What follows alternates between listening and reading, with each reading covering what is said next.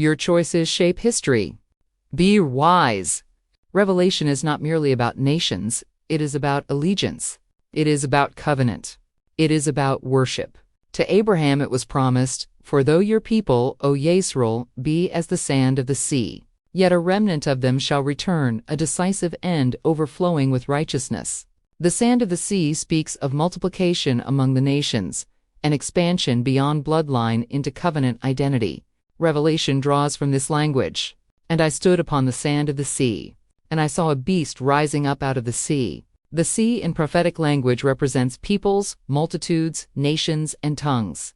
The beast rises from collective humanity when covenant is exchanged for power.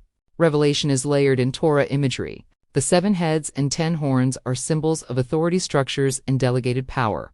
Throughout Scripture, horns represent strength or kingship. Heads represent ruling authorities.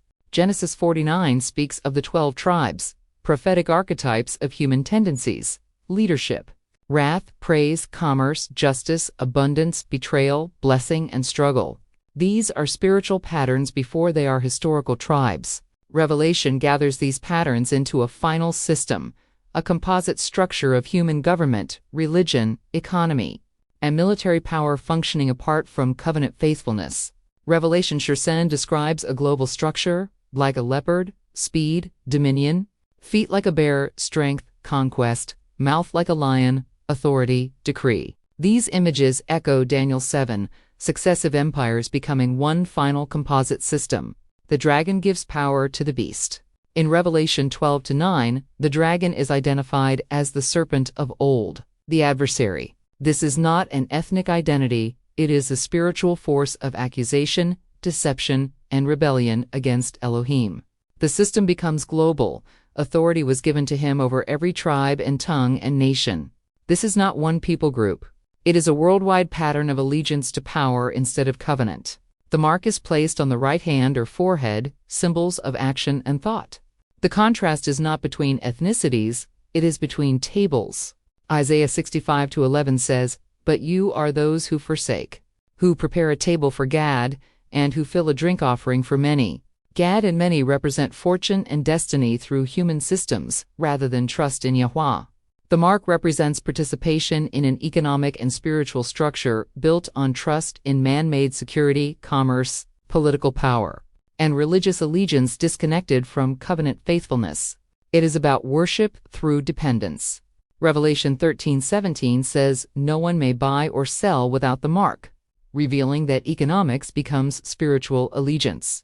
Revelation makes something clear: the system is universal. It encompasses rich and poor, small and great. He causes all, both small and great, rich and poor, free and slave, to receive a mark. There is no ethnic favoritism in judgment. Ecclesiastes reminds us, Elohim judges the righteous and the wrong. For there is a time for every matter. Concerning the sons of men, Elohim tests them to show them that they themselves are but beasts. The beast is not a race. It is fallen human nature organized into systems without covenant obedience. Revelation is not about blaming nations or labeling peoples. It is about choosing whom you will serve. You cannot serve both Elohim and Mammon. When covenant is exchanged for power, when worship is exchanged for commerce, when trust in Yahweh is replaced by trust in systems, the beast rises. The question is not, who is the beast? The question is, whose authority do you trust? Your belief shapes your allegiance. Your allegiance shapes history. Be found among the remnant who return.